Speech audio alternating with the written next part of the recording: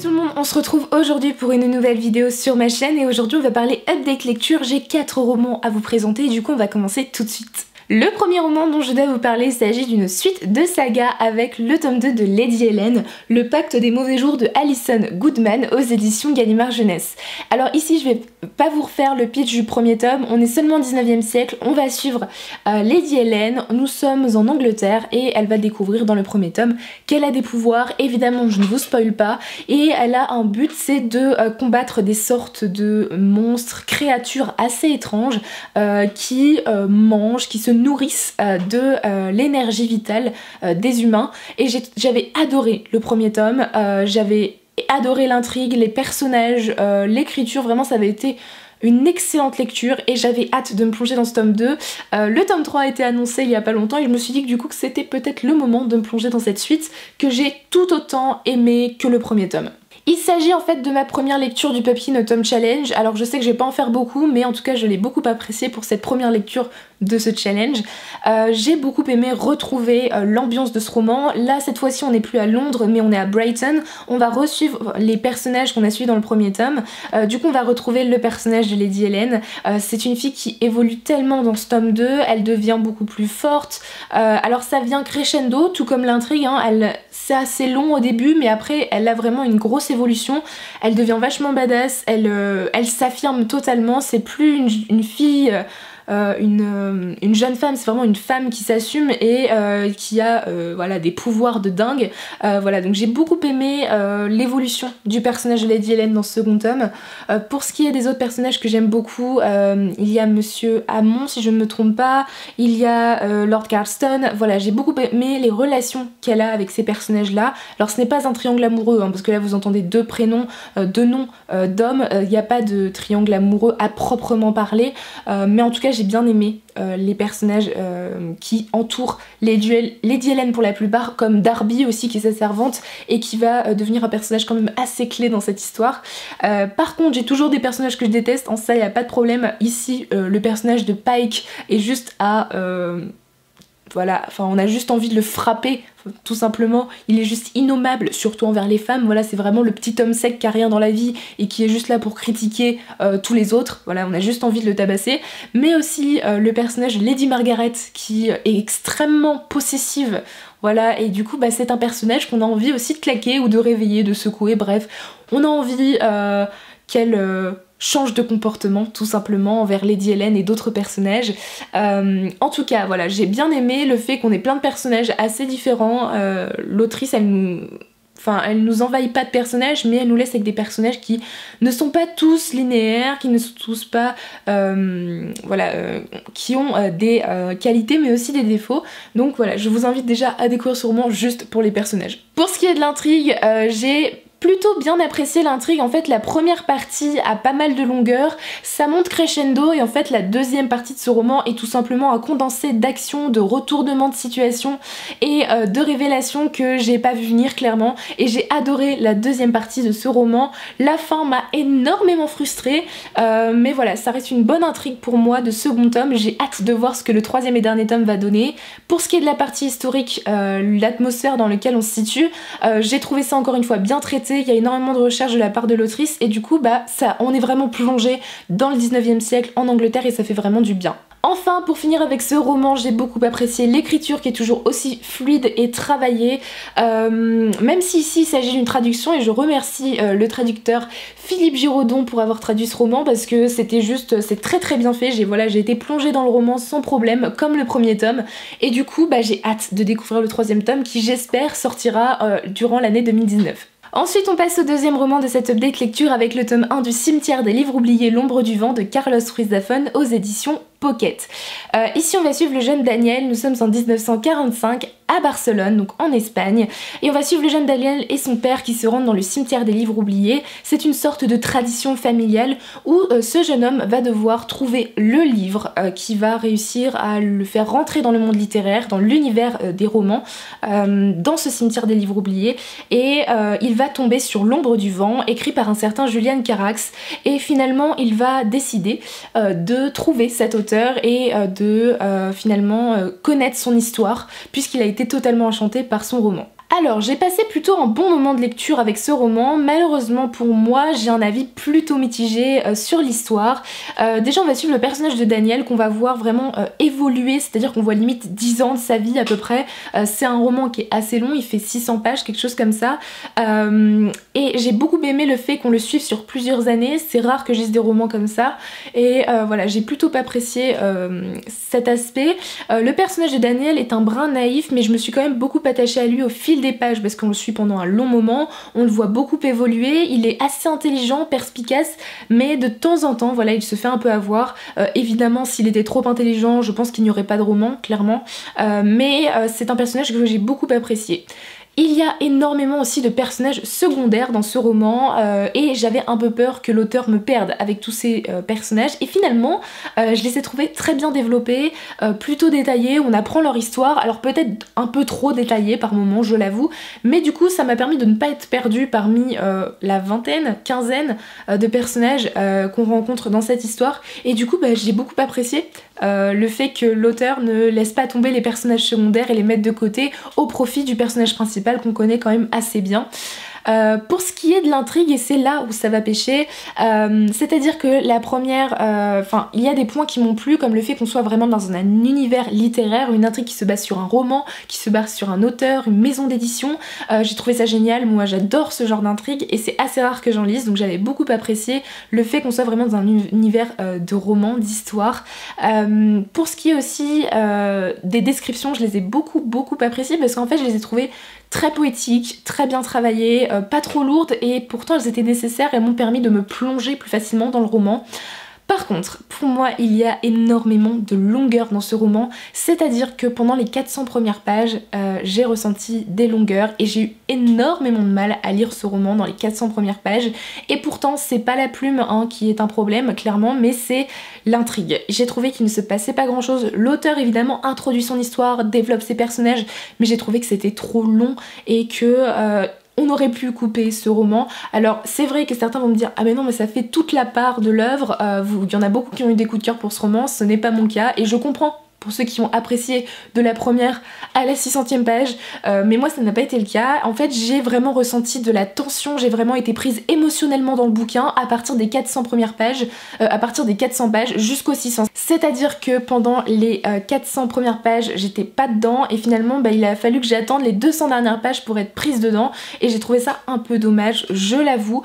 Donc voilà, cette histoire de longueur m'a quand même fait lire ce roman en 10 jours, ce qui est quand même assez énorme. Alors que pourtant il était très bien écrit, mais en tout cas voilà, j'ai eu un problème un petit peu sur cette histoire. Autant j'ai bien aimé l'intrigue, autant les 400 premières pages pour moi ont été absolument trop longues. Enfin pour conclure, j'ai beaucoup apprécié l'écriture de l'auteur. Alors évidemment il s'agit d'une traduction traduite de l'espagnol par François Maspero et qui a été une très bonne traduction. C'est très travaillé, poétique, il y a une écriture avec beaucoup de charme et c'est assez fluide finalement. Mais j'ai le deuxième tome de cette saga dans ma pile à lire. Je ne sais pas si je m'y plongerai maintenant, pourquoi pas quand j'aurai vraiment le temps, style cet été, parce qu'il fait la même taille et là j'ai pris vraiment du temps à le lire. En tout cas, je garde Carl Lord Wirzhafen comme auteur dont l'écriture est juste magnifique, mais je ne sais pas encore si je lirai la suite. Le prochain roman dont je dois vous parler, je ne l'ai pas en ma possession puisque je l'ai prêté à une amie qui l'a aussi adoré. Il s'agit de City of Ghosts de Victoria Schwab. Je ne me souviens évidemment plus dans quelle maison d'édition elle a été publiée. En tout cas ici on est sur un roman jeunesse qui est sorti par la Queen Victoria Schwab, celle qui a écrit A Dark Shade of Magic ou encore Vicious et Vengeful qui est sorti aussi en fin d'année. C'est un roman jeunesse, on va parler évidemment de fantômes. Déjà je voulais dire que j'ai adoré la couverture que je trouve juste magnifique et j'ai plutôt bien apprécié ce roman que j'ai lu dans le cadre du book club Obscurus Book Club qui est sur Instagram basé sur l'univers d'Harry Potter, donc n'hésitez pas à aller voir sur Instagram ce book club car il est super sympa et du coup moi je passe à ce roman. Dans ce roman nous allons suivre Cassidy qui est une jeune fille qui a entre 12 et 14 ans, je ne me souviens plus exactement de son âge, et qui a le don de traverser le voile entre le monde des vivants et le monde des morts. Ses parents sont des grands fans de fantômes et de légendes, et du coup vont lancer une émission télé suite à de nombreux ouvrages qu'ils ont écrits ensemble, et ils vont emmener Cassidy avec eux sur les lieux de tournage, et pour ce premier tome, ils vont à Édimbourg. Donc évidemment, Édimbourg, il y a énormément de légendes sur des fantômes, etc., des légendes horrifiques dans cette ville, et du coup évidemment Cassidy va rencontrer énormément de fantômes, mais aussi rencontrer une jeune fille qui a le même don qu'elle et qui va un peu lui expliquer que c'est très dangereux de traverser le voile. Du coup voilà, c'est un peu le pitch, j'ai pas forcément envie de vous en raconter trop non plus parce qu'il est assez court, c'est un roman jeunesse. Mais du coup voilà, j'ai beaucoup apprécié ce roman dans l'ensemble, même si pour moi il y a quelques défauts.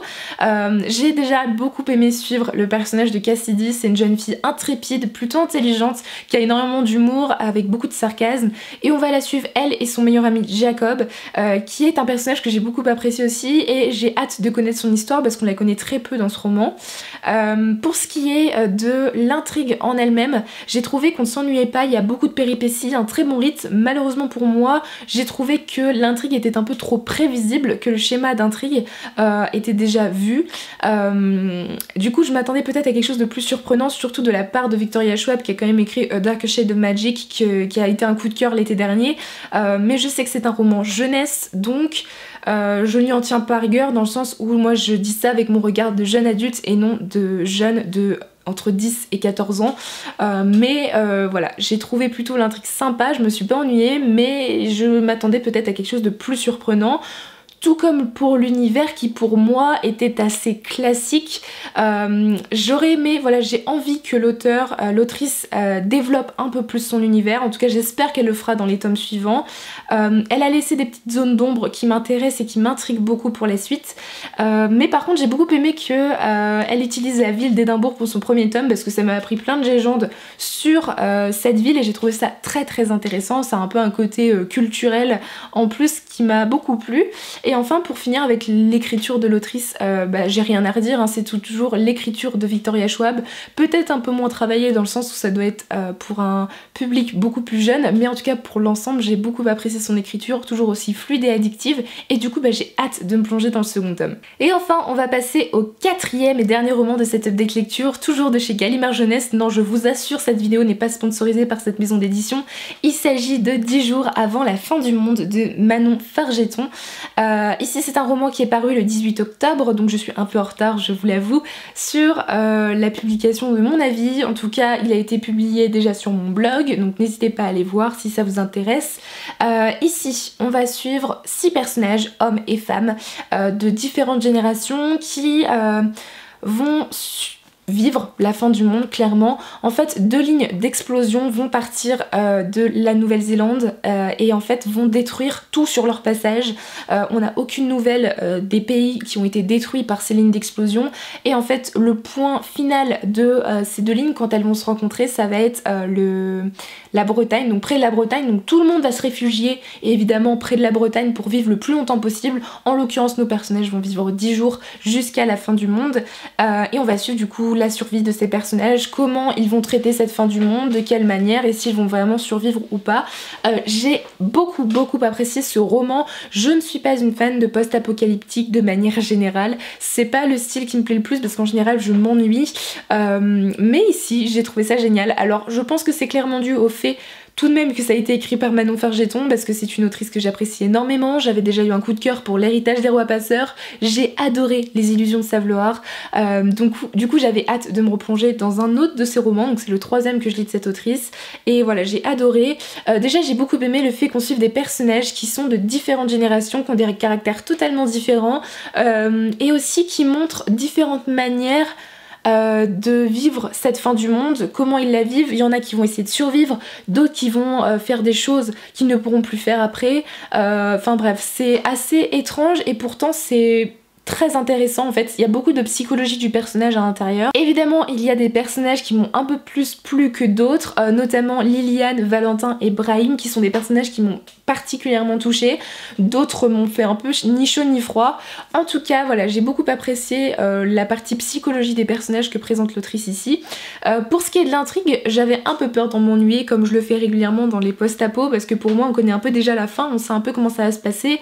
Régulièrement on tombe sur les mêmes schémas d'intrigue. Ici j'ai trouvé ça très intéressant déjà qu'on ait comme cadre la France. Voilà, ça fait plaisir parce que souvent c'est dans d'autres pays que se passe ce genre de roman et ici on est en France, en Bretagne, voilà ma région de naissance et ça m'a fait trop plaisir. En tout cas l'intrigue, je me suis absolument pas ennuyée, il y a pas forcément beaucoup d'action mais il y a des péripéties, il y a un certain rythme, on est tenu en haleine et en suspense. J'avais envie de dévorer ce roman mais j'ai un peu pris mon temps histoire de quand même le savourer un minimum, mais en tout cas voilà, j'étais vraiment prise dans l'intrigue. Les chapitres sont courts donc on enchaîne les pages, c'est très addictif. En tout cas voilà, j'ai adoré pour ce qui est de l'intrigue. Peut-être le petit point qui m'a un peu gênée et qui fait que c'était pas un coup de cœur, c'est le fait qu'on a un personnage qui lui va écrire un roman et qui va décider qu'il veut finir ce roman avant la fin du monde, donc il va vraiment être plongé dans l'écriture jusqu'à la fin, jusqu'au dernier jour, et on va avoir des passages de ce roman en particulier et j'ai trouvé que c'était un peu étrange.